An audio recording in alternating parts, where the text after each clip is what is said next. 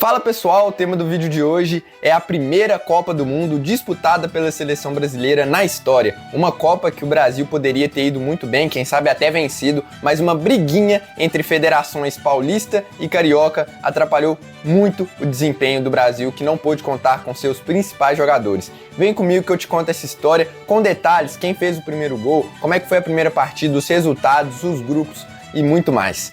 Meu nome é Samuel Rezende e esse é um canal focado na seleção brasileira. Então se você curte o tema, já deixe seu like e se inscreva aqui no canal para receber mais conteúdos e ajudar aqui no meu crescimento. A Copa de 1930 foi disputada no Uruguai e contou com 13 seleções, sendo 4 delas europeias. Como a Copa do Mundo foi disputada na América do Sul, muitas seleções desistiram por causa da longa viagem. Com 13 seleções, o formato da Copa do Mundo ficou da seguinte forma: 4 grupos com 3 times em cada, só que o grupo A tinha 4 times por causa dessa diferença aí, né? Não dava para fechar 4 em cada grupo. Com isso, o primeiro colocado de cada grupo avançava para a semifinal. E o Brasil, Samuel? Como é que o Brasil chegou para essa Copa do Mundo? Vamos lá, gente. Primeiro, é bom explicar que teve uma briga entre a Federação Paulista e Carioca. E por que se impediu o Brasil de ter os seus melhores jogadores? O motivo da briga foi o seguinte: a Federação Paulista quis colocar mais um representante na comissão técnica e a CDB, que hoje é a CBF, acabou não aceitando isso naquela época. Então, a Federação Paulista meio que se revoltou e não aceitou liberar os jogadores dos times paulistas para a Copa do Mundo.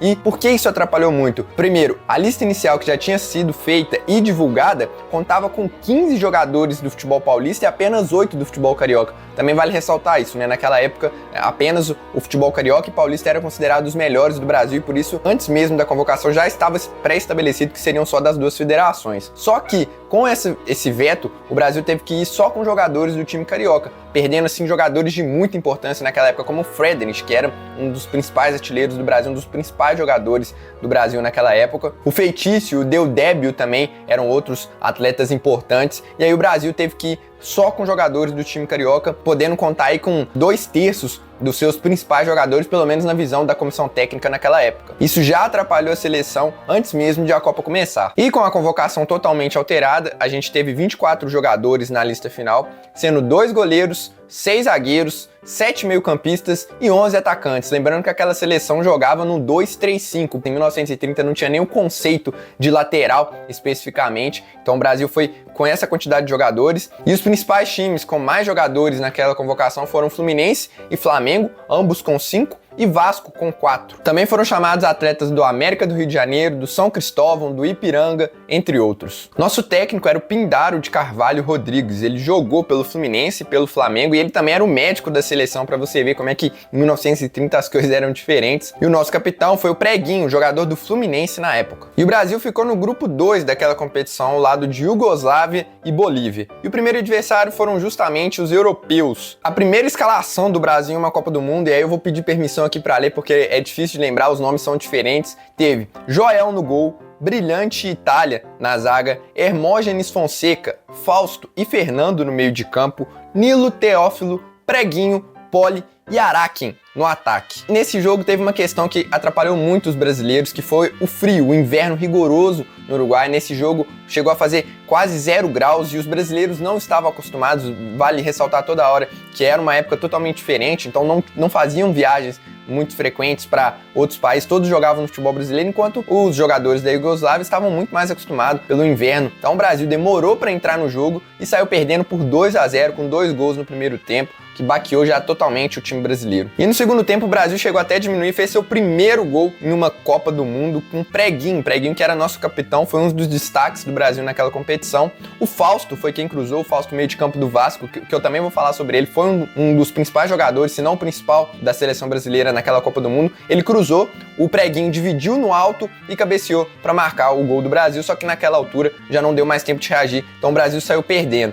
E essa derrota do Brasil teve uma curiosidade. Muitos falam que o povo paulista comemorou nas ruas ao saber do resultado, justamente porque a rivalidade era muito grande e também os principais campeonatos daquela época eram disputados entre seleções do Carioca, né, contra a seleção do Paulista, por exemplo. Então tinha uma rivalidade muito grande e os paulistas até comemoraram a derrota da seleção brasileira, que na época era formada só por cariocas. Teve muito dessa rivalidade, até mesmo no Brasil, o povo dividido, os jogadores totalmente divididos. E uma coisa que eu acabei esquecendo de citar, teve um paulista nessa seleção que foi o Araquém. O Araquém, que era jogador do Santos, só que ele acabou brigando ali com o time paulista naquela época e foi inscrito pelo Flamengo logo antes da convocação da seleção brasileira. Então o Araquém acabou sendo essa exceção na lista final da seleção. E depois de vencer o Brasil, a Iugoslávia goleou a Bolívia por 4-0 e assim garantiu a classificação para a semifinal daquela Copa do Mundo. O Brasil enfrentou a Bolívia 3 dias depois daquele jogo, também goleou por 4-0, mas àquela altura já não adiantava muita coisa. O Brasil que entrou em campo com uma escalação muito alterada.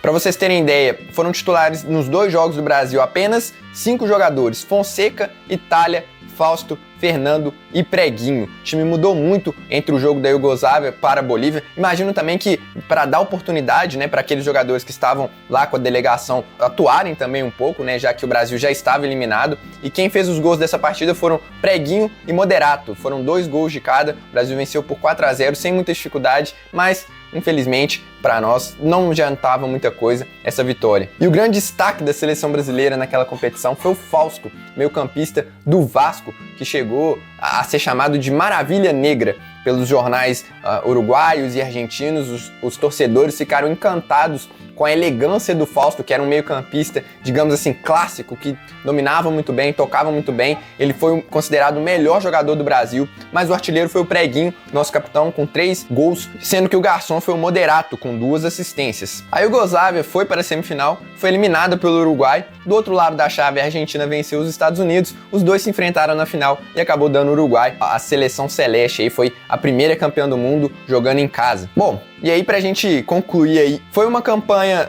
o que muitos falam, vexatória da seleção brasileira por ter sido eliminada logo na primeira fase, mas teve alguns aspectos aí. O Brasil não tinha experiência internacional, teve essa divisão entre Rio de Janeiro e São Paulo, que atrapalhou a convocação brasileira, que não pôde contar com seus principais jogadores. O inverno rigoroso também prejudicou. Não é dando desculpas, mas acaba que isso tudo influenciou no resultado final. Talvez se o Brasil tivesse enfrentado a Bolívia e depois a Iugoslávia, o resultado poderia ser diferente. De qualquer maneira, o Uruguai era considerado o favorito para ganhar aquela Copa do Mundo, então dificilmente o Brasil seria campeão, mas poderia ter ido um pouquinho mais longe. De qualquer maneira, essa foi a campanha da seleção brasileira na primeira Copa do Mundo na história, lembrando que o Brasil é o único a disputar todas as Copas do Mundo na história. E o que você já leu sobre essa Copa do Mundo? Você sabia aí dessa história, de quem fez o primeiro gol, dessa rivalidade entre Federação e Paulista e Carioca? Deixa aí nos comentários. Se você curtiu o vídeo, não se esqueça de deixar o seu like e se inscrever aqui no canal. Um abraço e até a próxima.